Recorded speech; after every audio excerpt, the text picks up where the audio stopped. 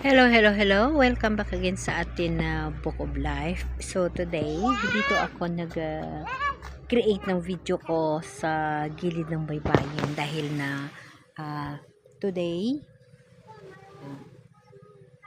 ako yung naka-assign na magbantay sa mga apo ko dahil na alam niyo ba mga kapatid na ang mga bagay sa kabuhi katawo pag naniniwala tayo sa mahal na Diyos, ang mahal na Diyos yung ating sinusunod, nagka-cry nga apo ko.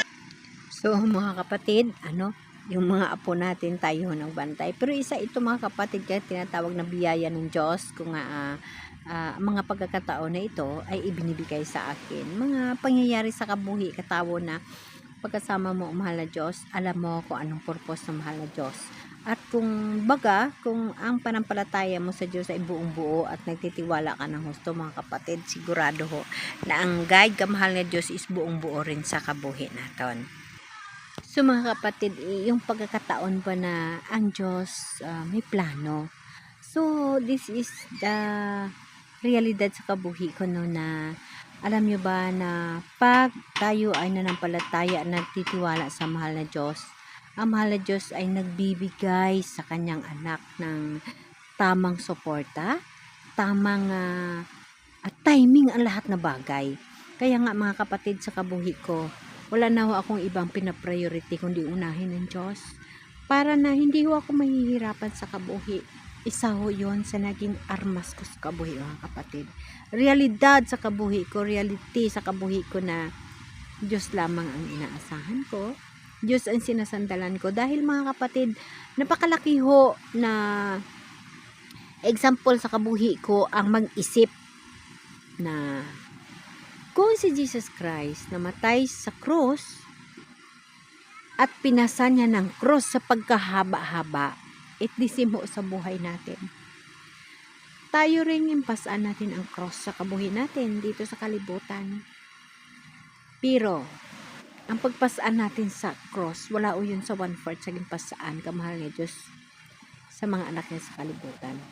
Kaya mga kapatid, ang pagpasaan natin ng cross sa kalibutan, sa pag-agos ng buhay natin sa mundo, sa paglaban natin dito sa mundo, cross sa kabuhi natin na isipon natin ay napakahirap. Pero mga kapatid, ang mga bagay na yun ay madali. So mga kapatid, baka ginanong kasi siyempre nakabantay ako sa mga apo ko kaya pauntat-untat yung pagbibideo ko. Pero ito yung aking testimony ngayon mga kapatid. Ito ho yung patunay na sa sarili ko, pinapatunayan ko ho nga ang mahal na Diyos. Talaga ho, napakabuti talaga. Kaya nga, lagi nating iisipin na sa trial sa kabuhi natin, nga ginapasan natin yung cross natin sa kabuhi. Iisipin ho natin na ang lahat ho ng mga trial sa kabuhi natin ay pasan na pasan ni Jesus Christ para sa atin. At nagpakamatay pa siya.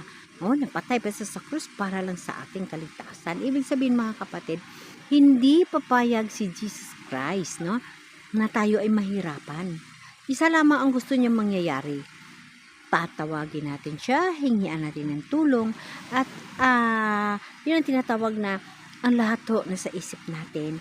Pag tuwing may problema tayo, siya. Diyan mo makikita mga kapatid ang sinasabi na ang tatak sa noo. Kasi ang tatak sa noo, yung bang sinasabi mga kapatid na pag mayroon ho tayong problema sa kabuhi na halos hindi na natin makayanan, iniisip natin ang mahal na Diyos. Kung mayroon mga bagay na dapat ho natin uunahin lagi sa tinatawag na pagdesisyon natin, inuuna ho natin ang pagkonsulta sa Diyos. Kung mayroon tayong iniisip na lagis na hindi na natin kaya, iisipin ho natin sa mga sarili natin, problema ka lang, Diyos ang kasama ko. Diyos ang susundin ko. At Diyos ang kakampi ko.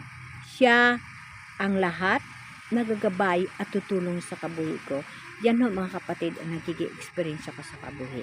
So today happy ho ako mga kapatid dahil yung mga trial sa kabuhi ko today, everyday na chapter ng Book of Life ko ay talagang kabutihan ng mahal na Diyos. So today, maiksing video, ito ho, Dito ako sa may gilid na baybayin, nagbabantay ako sa mga apo ko, na kung saan yung story mamaya kung bakit ako ho ang magbantay ng mga apo ko ay abangan nyo ho sa live ko mamaya, kasi ikwento ko ho kung ano na naman na chapter ng kabuhi ko or chapter ng book of life ko ang nangyayari kung bakit ako ang nagbabantay sa apo ko, at ito lahat ay gabay ng mahal na Diyos o yung daan ng mahal na Diyos na tinuturo sa akin. Amen?